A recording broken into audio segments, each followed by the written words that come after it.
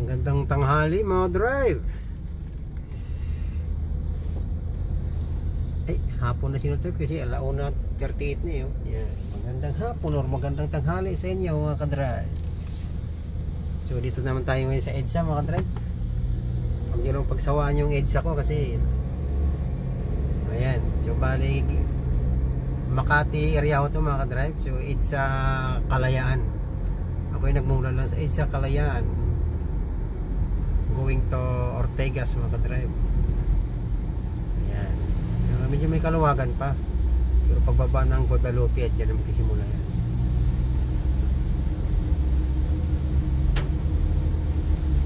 Ayan, medyo maganda pa yun ang daloy. Doon sa may mga ruta dito mga ka-drive. So may magbabalak na dumaan dito, pwede pa. Ayan, maluwag pa. Lumabas na kayo ngayon mga kababayan.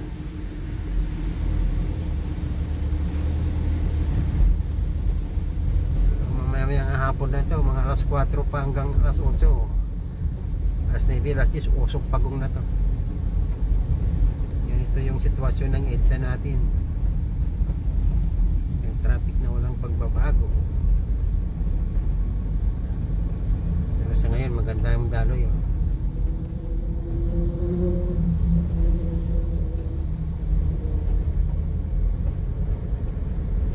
Mabilis na to mga ka-drive.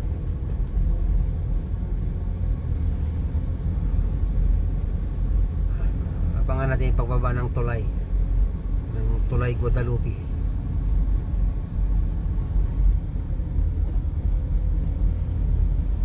Yan na sinabi ko mga drive. Hanggang Ortegas na yan. Hindi pa doon pa sa bandang baba.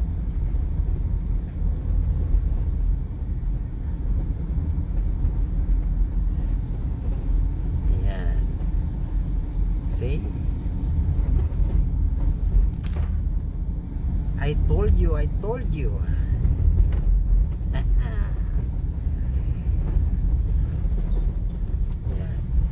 Dito na tayo sa ibabaw ng tulay mga ka-drive. Ito yung tinatawag na tulay Guadalupe. Yan yung Ilog Pasig mga ka-drive.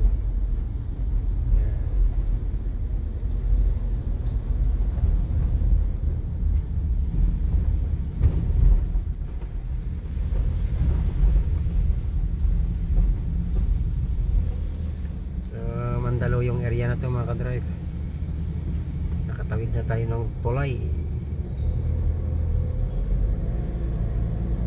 na nag-uugnay sa Makati at Mandaluyong. Ayun, nasa Mandaluyong na tayo.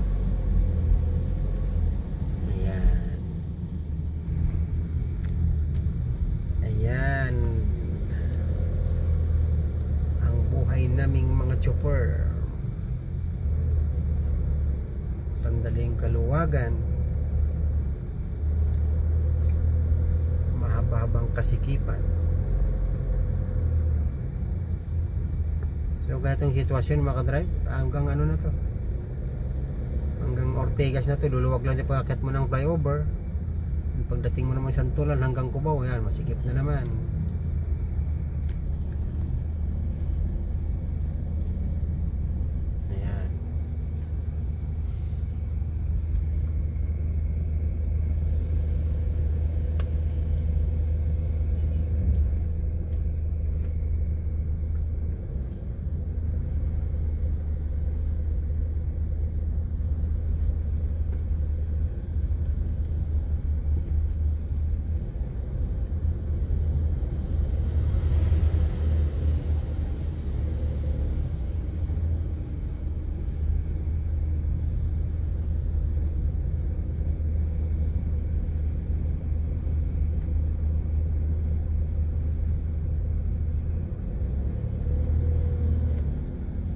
So ayan mga ka-drive.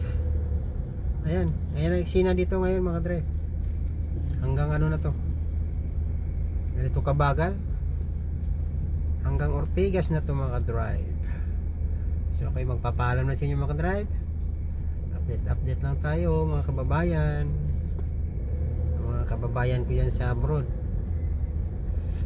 traffic dito sa atin, paulit-ulit ko na sinasabi sa inyo mga ka-drive, traffic na walang pagbabago kahit sinong upo na pangulo. So ayan mga ka-drive, magandang hapon uli.